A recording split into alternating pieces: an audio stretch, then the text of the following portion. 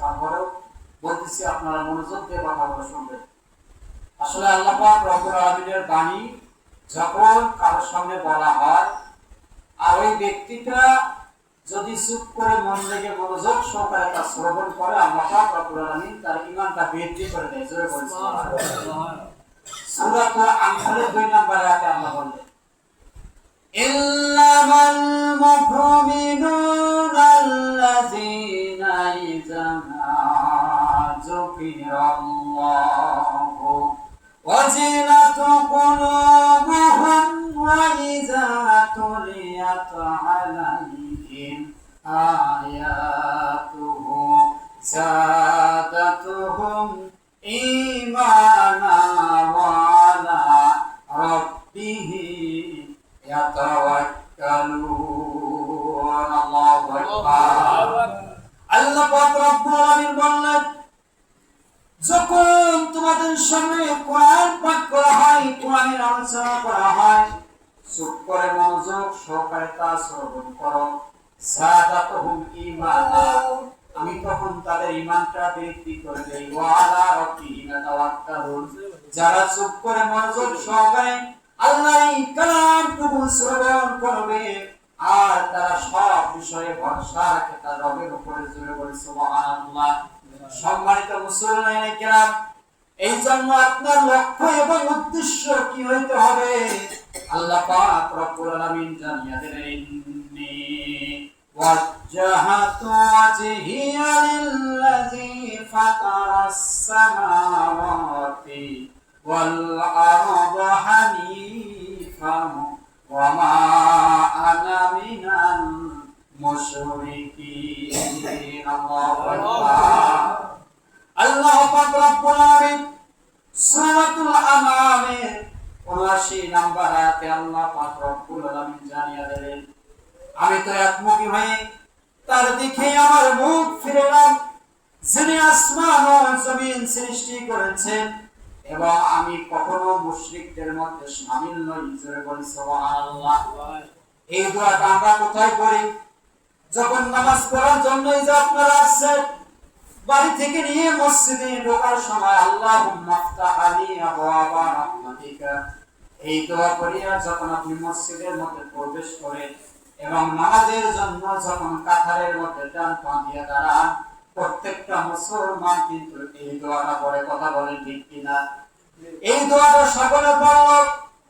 আপনি নামাজের মধ্যে দাঁড়িয়ে আল্লাহকে বললেন, আল্লাহ, পৃথিবীর সমস্ত দিক থেকে মুখ ফিরিয়ে আমি তোমার দিকে শামিল হয়ে গেলাম, তোমার দিকে শামিল হইলাম, তোমার কাতারে দাঁড়াইলাম, আর আমি মুশরিকদের অন্তর্ভুক্ত নই। এই যে দোয়াটা পড়ে আপনি নামাজের জন্য দাঁড়াইলেন, নামাজ পড়া যখন শেষ হয়ে যায় আপনি বাহিরে মুশরিকদের পক্ষে স্লোগান দেন, এমন মুসলমান আমাদের সমাজে আছে না? নাই? কথা বলেন না কেন? কথা বোঝেন না আপনারা? কথা বলবেন। এই যে আপনারা হুহা সুবহানাল্লাহ আলহামদুলিল্লাহ ঠিক ঠিক এই সাক্ষীটা আপনাদেরকে জান্নাতে নিয়ে যাবে। সুবহানাল্লাহ বলেন। তাইলে আপনি নামাজের মধ্যে আল্লাহর কাছে ওয়াদা করলেন, একটা নামাজ পড়িয়া বের হওয়ার পরে মুশরিকদের কাজকর্মগুলো আপনার আমার ভিতরে থাকে। কথা বলেন ঠিক কিনা? তাহলে আপনি আল্লাহর সঙ্গে নেমখারামি করলেন, আল্লাহর সঙ্গে বেঈমানি করলেন, আল্লাহর সঙ্গে প্রতারণা করলেন। মানুষের সঙ্গে প্রতারণা করলে এটা মাপ পাওয়া যায়, কিন্তু আল্লাহর সঙ্গে প্রতারণা করলে এর মাপ হবে না। সম্মানিত মুসলমান কিরাম, এই জন্য আপনি যখন নামাজের মধ্যে দাঁড়ার পরে দোয়াটা করেন, তখন আপনাকে মনে রাখতে হবে, আমি দুনিয়ার কারো কাছে কোনো ওয়াদা করলাম না, আমি ওয়াদা করলাম, আমি নিয়ত করলাম, আমি কথা দিলাম বিশ্ব জাহানের মালিক আল্লাহর কাছে এই ওয়াদা যদি বরখেলাপ করি, দুনিয়াতে অশান্তি, পরকালে আমার জন্য জাহান্নাম। কথা বলেন ঠিক কিনা?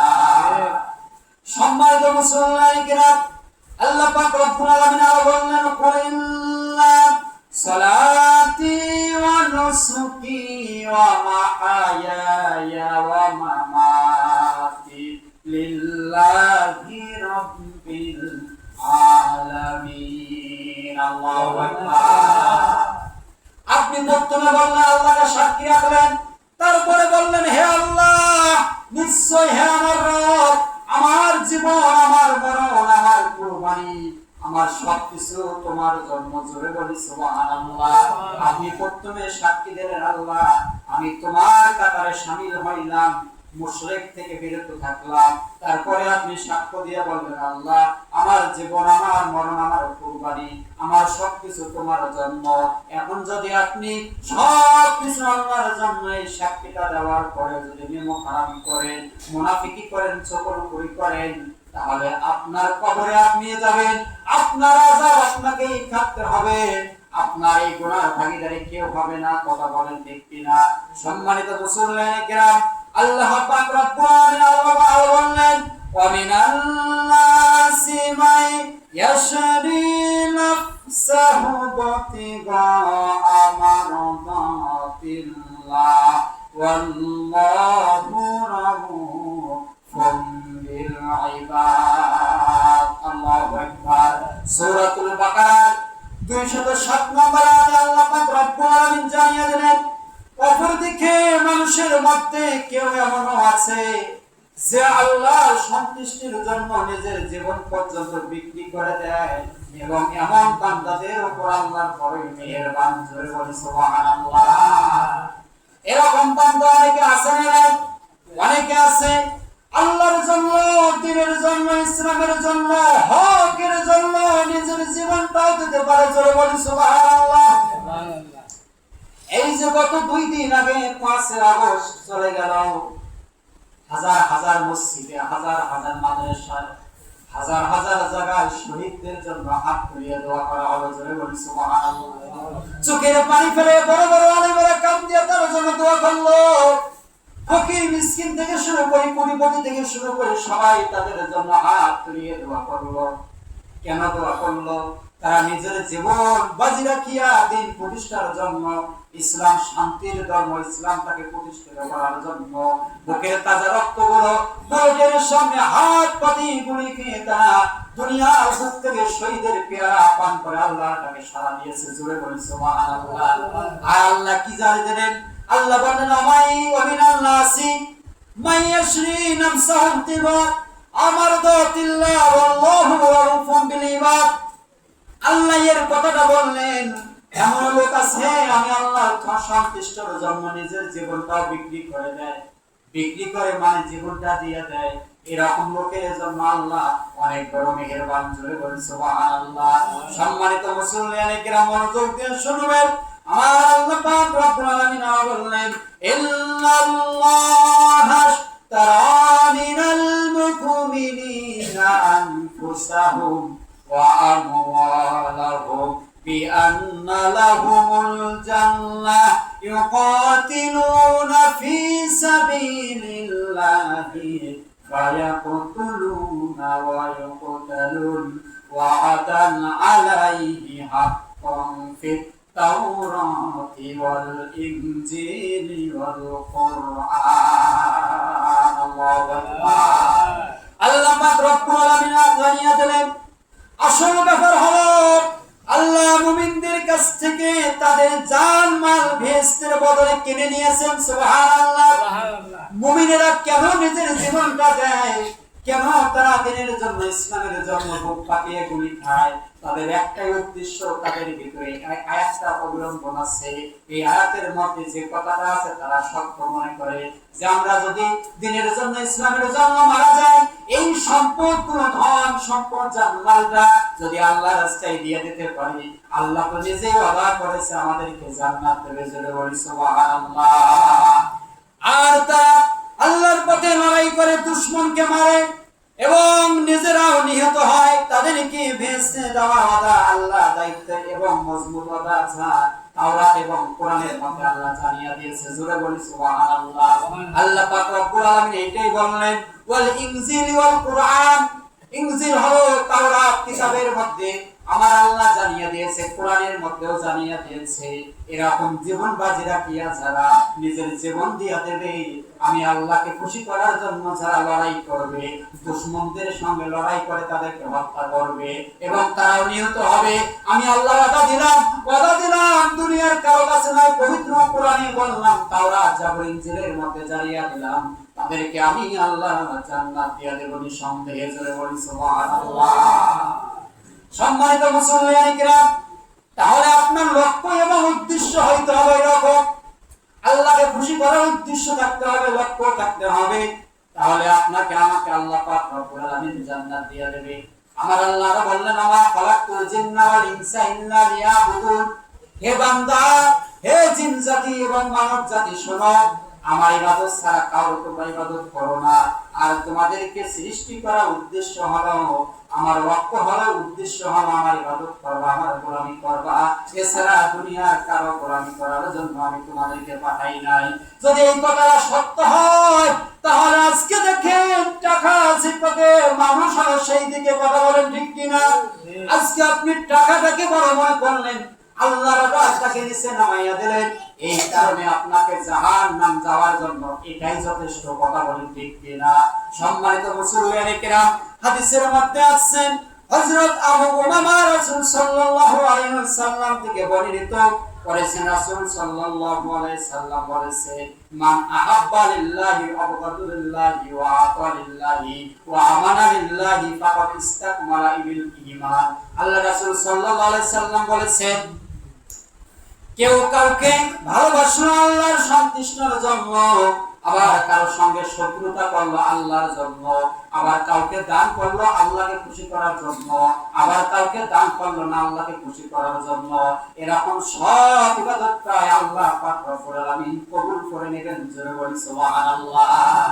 মনে করেন আপনার উপর শত্রুতা করলাম, একমাত্র কারণ হলো, লক্ষ্য হলো, উদ্দেশ্য হলো আপনি আল্লাহকে মানেন না, আল্লাহকে আপনি দেখতে পারেন না, আল্লাহর কথা আপনি সহ্য করেন না, এই জন্য আমি আপনার সঙ্গে শত্রুতা করি, এর কোনো গুনাহ হবে না, এটা একটা ইবাদতের মধ্যে শামিল হবে। সুবহানাল্লাহ বলে। আমার আল্লাহকে সন্তুষ্ট করার জন্য আমি আপনার সঙ্গে ঝগড়া বিবাদ করলাম, এটার কোনো গুনাহ হবে না, এটার মধ্যে সওয়াব হবে। আল্লাহকে খুশি করার জন্য যেটাই করব, আল্লাহ পাক রব্বুল আলামিন ওইটার উপর আপনাকে আমাকে মেসেজ করে জান্নাতের মেহমান বানাবে। জোরে বলি সুবহানাল্লাহ। আল্লাহ রাসূল সাল্লাল্লাহু আলাইহি সাল্লাম বলেছেন, মান আহাব্বা সুন্নতি ফাকাদ আহাব্বানি লিওয়ালিদিহি ওয়াল নাসি ওয়া কদ্দারাহু ফিদ দীনি ওয়াল হাদিসুল উম্মাহ। আল্লাহ রাসূল সাল্লাল্লাহু আলাইহি সাল্লাম এক হাদিসের মধ্যে বলেছেন যে আমার একটা সুন্নাত হলো এমন জিনিস, কারোর সঙ্গে দুশমনি করা, কারোর সঙ্গে লড়াই করা, কারোর সঙ্গে মহব্বত করা, সব কিছু যদি আল্লাহ রাসূলের মহব্বত এবং আল্লাহর মহব্বতে হয়, আল্লাহ পাক রব্বুল আলামিন ওই কাজটাকে ইবাদত হিসেবে গণ্য করবেন। জোরে বলি সুবহানাল্লাহ। সম্মানিত মুসলমান কিরাম, তাহলে আপনার লক্ষ্য এবং উদ্দেশ্য থাকতে হবে। যেরকম আপনার লক্ষ্য উদ্দেশ্য হলো সামনে বছর আমি একটা ফ্যাক্টরি করব, অথবা একটা কোম্পানি দেব, অথবা বড় একটা ব্যবসা করব, আপনার উদ্দেশ্য লক্ষ্য হলো এখন থেকে আমাকে টাকা জমা লাগবে, ওই ব্যবসাটাকে দেখতে হয় আমাকে 20 লক্ষ টাকা নিয়ে নামতে হবে, এরকম যেরকম আপনার একটা উদ্দেশ্য থাকে, একটা লক্ষ্য থাকে, তেমনি ভাবে জান্নাত যাইতে হলে আপনার একটা লক্ষ্য থাকতে হবে, উদ্দেশ্য থাকতে হবে, যে লক্ষ্য এবং উদ্দেশ্য আপনাকে আমাকে জান্নাতের দরজা পর্যন্ত নিয়ে যাবে। জোরে বলি সুবহানাল্লাহ। সম্মানিত মুসলমান কিরাম, তাহলে আপনি নামাজের মধ্যে দাঁড়িয়েও সাক্ষী দিলেন, আল্লাহ আমি তোমার দিকে মুখ ফিরিয়ে নিলাম, মুশরিকদের মধ্যে আমি শামিল নাই, এই ওয়াদা দিলেন। তারপরে বললেন, আল্লাহ আমার জান মাল কুরবানি মরণ সব কিছু তোমার জন্য, এটাও আপনি আল্লাহর সঙ্গে ওয়াদা করলেন। তারপরে যদি আপনি ইবাদত শেষে আল্লাহর বিপক্ষে চলেন, ইসলামের বিপক্ষে চলেন, কোরআনের বিপক্ষে চলেন, রাসূলের বিপক্ষে চলেন, তাহলে আপনি আল্লাহর সঙ্গে মুনাফিকি করলেন। আর এই মুনাফিকদের স্থানটা আমার আল্লাহ সুনিশ্চিতভাবে সুন্দর করে রাখছেন, ইন্নাল মুনাফিকিনা ফিদ দারকিল আসফালি মিনান নার, জাহান্নামের নিচতলায় মিনান নার, যেখানে আযাব বেশি। জোরে বলি নাউজুবিল্লাহ। সম্মানিত মুসলমান কিরাম, এই জন্য আপনি যখন নামাজ পড়ার জন্য আসবেন বা আল্লাহর ইবাদত করার জন্য দাঁড়াইয়া যাবেন, মনে করতে হবে দুনিয়ার কেউ যদি আমার অন্তরের খবরটা না জানে, একমাত্র যিনি জানেন তিনি হলো আমাদের আল্লাহ। জোরে বলি সুবহানাল্লাহ। আপনি নামাজের মধ্যে দাঁড়াইছেন আল্লাহকে খুশি করার জন্য, মানুষকে দেখানোর জন্য। দুনিয়ার কেউ না জানলে কিন্তু আল্লাহ জানে। কথা বলেন ঠিক কিনা? আপনি রুকুতে যায় কি বললেন মনে মনে? সুবহান রাব্বিয়াল আযীম আছে দোয়াটা যদি আপনি নাও পড়েন, মানুষ যদি আপনার ভুল নাও ধরতে পারে, বলেন তো আল্লাহ জানে কি জানে না? আল্লাহ অবশ্যই জানেন। এই জন্য আপনি যে কোনো কাজ যখন করবেন মনে করতে হবে আমি কাউকে ফাঁকি দেওয়ার মতো সুযোগ আমার নাই। দুনিয়ার মানুষকে ফাঁকি দিতে পারবো, কিন্তু আমার আল্লাহ তো অন্তর জানে। আমার আল্লাহর কাছে সর্ষা জানা পরিমাণ কোনো গোনাও লুকিয়ে রাখা যায় না, এবং সর্ষা জানা পরিমাণ কোনো সওয়াব কখনো রাখা যায় না। কথা বলেন ঠিক কিনা? সম্মানিত মুসলিমরা, তাহলে আল্লাহ পাক রব্বুল আলামিন জানিয়ে দিল, বান্দা তোমাদের লক্ষ্য এবং উদ্দেশ্য হইতে হবে এমন যে লক্ষ্য এবং উদ্দেশ্যটা তোমাকে আমি আল্লাহর জান্নাতের দরজা পর্যন্ত নিয়ে আসবে। জোরে বলি সুবহানাল্লাহ। এরকম লক্ষ্য এবং উদ্দেশ্য নিয়ে যদি আপনি আমি সামনে আগাইতে পারি, তাহলে আপনার আমার জীবনটা ধন্য হবে। আর যদি জীবন ধন্য হয়, আল্লাহর মেহেরবাড়িতে আপনি আমি সকলে জান্নাতের আশা করতে পারি।